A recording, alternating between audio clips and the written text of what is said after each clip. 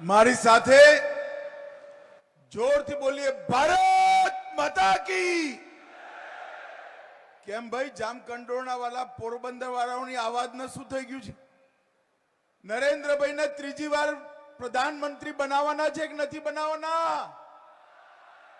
400 પાર થવાનું છે કે નહીં? તો આવી અવાજ ના ચાલે ભાઈ। બંને હાથ ઉપાડો, ઉઠાવો બંને હાથ।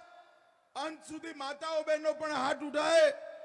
વિજયના સંકલ્પની મુઠ્ઠી ભીંચે અને પ્રચંડ અવાજથી બોલો ભારત માતા કી, ભારત માતા કી જય શ્રી રામ, જય જય શ્રી રામ। મંચ પર ઉપસ્થિત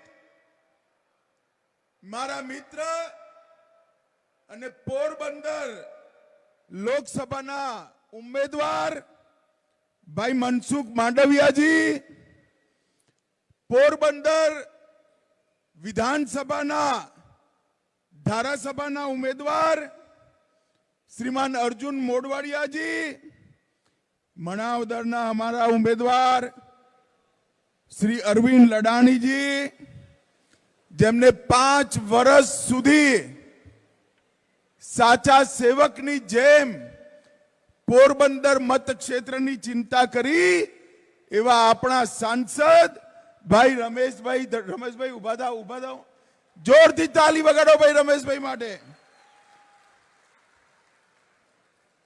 વિઠ્ઠલભાઈના સહકાર અને સેવા બંને વારસાને જે આગળ વધારે છે એવા શ્રી જયેશ રાદડિયાજી, ઇફકોના ચેરમેન અને વરિષ્ઠ નેતા દિલીપભાઈ સાંગાણીજી, શ્રી અલ્પેશ ઢોલરિયાજી, ધવલ દવે, મહેન્દ્રભાઈ પાડલિયા, અમારા પ્રદેશના નેતા ભરતભાઈ બોગરા, દેવાભાઈ માલમ, કિરીટભાઈ પટેલ, રમેશભાઈ ઓડેદરા, પ્રવીણબેન રંગાણી, પ્રશાંતભાઈ કોરાટ, ગોરધનભાઈ ધામેલિયા, બાબુભાઈ બોખરિયા અને આજ આ વિશાળ પેન્ડાલની અંદર મોટી સંખ્યામાં ઉપસ્થિત ભાઈઓ, બહેનો, માતાઓ અને મારા જીગરના ટુકડા જેવા યુવા મિત્રો, આપ સૌને રામ રામ। ભાઈ આપણા ગુજરાતીમાં કહેવત છે તેજીને ટકોરો, સાનમાં સમજે એવી જનતા, સૌરાષ્ટ્રની જનતા। મને ખબર નથી પડતી મનસુખભાઈએ આવડી મોટી સભા શું કામ કરી છે, પરંતુ જ્યારે હું આવ્યો છું ત્યારે સૌથી પહેલા ખોડલધામ, જલારામ બાપાનું સ્થાન, બિલેશ્વર મંદિર, હર્ષલ માતા મંદિર, વછરાજ દાદા, સૌને પ્રણામ કરી મારી વાતની શરૂઆત કરવા માંગુ છું। ભાઈઓ और બહેનો, પોરબંદરની ભૂમિ પર સમગ્ર દેશ અને દુનિયાને જેમને નવો રસ્તો ચીંધ્યો એ આપણા રાષ્ટ્રપિતા મહાત્મા ગાંધીને પણ પ્રણામ કરીને મારી વાતની શરૂઆત કરવા માંગુ છું। ભાઈઓ और બહેનો, હું અહીં આવ્યો છું ત્યારે મારા મિત્ર અને લેઉવા પટેલ સમાજમાં હજારો બહેનોને ભણવાની વ્યવસ્થા કરી, સહકારિતાના ક્ષેત્રમાં જેમણે નવી ક્રાંતિનું સૃજન કર્યું અને પોતાનું પૂરું જીવન ખેડૂતો માટે, ખેડૂતોની દીકરીઓ માટે અને ખેતર માટે જેમને સમર્પિત કર્યું એવા મારા મિત્ર વિઠ્ઠલ રાદડિયાને મનથી હું શ્રદ્ધાંજલિ આપી મારી વાત। વિઠ્ઠલભાઈએ ન કેવલ રાજકોટ, સમગ્ર સૌરાષ્ટ્રની અંદર સહકારિતાના મૂળિયા પાતાળ સુધી ઊંડા કરવાનું કામ કર્યું। અનેક વાર ક્ષેત્રની વાત હોય, સમાજની વાત હોય, ખેડૂતની વાત હોય, પાર્ટીની શિસ્ત તોડીને વિઠ્ઠલભાઈએ અનેક વાર ખેડૂતોની જોડે ઉભા વિઠ્ઠલભાઈના કારણે આ સમગ્ર પંથકમાં સહકારી આંદોલનને એક નવું જીવન મળ્યું છે. ભાઈઓ और બહેનો, અહીંયા હું આજે લોકસભા ક્ષેત્રના ચૂંટણી પ્રચાર માટે આવ્યો છું. પૂર્વ, પશ્ચિમ, ઉત્તર, દક્ષિણ અત્યાર સુધી 239 લોકસભા ક્ષેત્રોમાં જતા જતા જતા જતા આજે પોરબંદર આવ્યો છું. 2 ચરણ થઈ ગયા ભાઈ.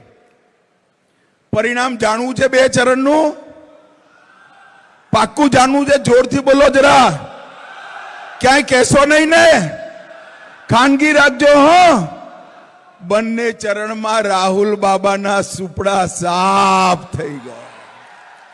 પૂર્વ, પશ્ચિમ, ઉત્તર, દક્ષિણ, મધ્ય જ્યાં જઈએ ત્યાં મોદી મોદી મોદી મોદી મોદીના નારા સમગ્ર દેશની અંદર ભારતીય જનતા પાર્ટીના કાર્યકર્તાઓનું સ્વાગત કરે છે. આ વખતે દેશની જનતાએ નક્કી કરી લીધું છે મિત્રો કે ફરી એકવાર મોદી સરકાર, નરેન્દ્રભાઈને ત્રીજી વાર પ્રધાનમંત્રી બનાવવા માટે આખો દેશ કટિબદ્ધ છે. 14 અને 19માં ગુજરાતની મહાન જનતાએ આપણા નરેન્દ્રભાઈના સમર્થનમાં 26 માંથી 26 સીટો ભારતીય જનતા પાર્ટીની જોરીમાં નાખી. અને આ વખતે તો એક ડગલું આગળ નીકળી. કાઉન્ટિંગ પહેલા જ સુરતમાં ખાતું ખોલવાનું કામ થઈ ગયું છે ભાઈ. અને હવે બાકી બચેલી 25 સીટો ફરી એકવાર હેટ્રિક કરી નરેન્દ્રભાઈના નામે સંસદમાં મોકલવાની છે. ભાઈઓ અને બહેનો, જ્યારે આપણે મનસુખભાઈને મત આપીએ, મનસુખભાઈના નામની સામે જે કમળનું નિશાન છે એની પર તમે બટન દબાવશો ત્યારે એ માનીને ચાલજો, તમારો મત સીધે સીધો નરેન્દ્ર મોદીને વડાપ્રધાન બનાવવા માટે જવાનો છે. ભાઈઓ और બહેનો, આ 10 વર્ષમાં આપણા નરેન્દ્રભાઈએ સમગ્ર દેશ અને દુનિયામાં ન કેવળ ભારતનું નામ, આપણા ગુજરાતનું નામ ઉજળું કરવાનું કામ નરેન્દ્ર મોદીએ કર્યું છે. મનસુખભાઈએ હમણાં બધું ગણાયું. કરોડો ગરીબોને અલગ અલગ પ્રકારથી ફાયદા મળ્યા. એ બધી વાત હું પછી કરીશ.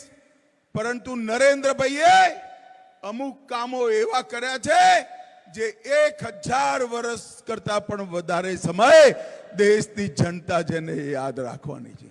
મને બતાવો ભાઈ જામકંડોરણા વાળો, આ કાશ્મીર આપણું છે કે નહીં? અરે જોરથી બોલો, કાશ્મીર આપણું છે કે નહીં?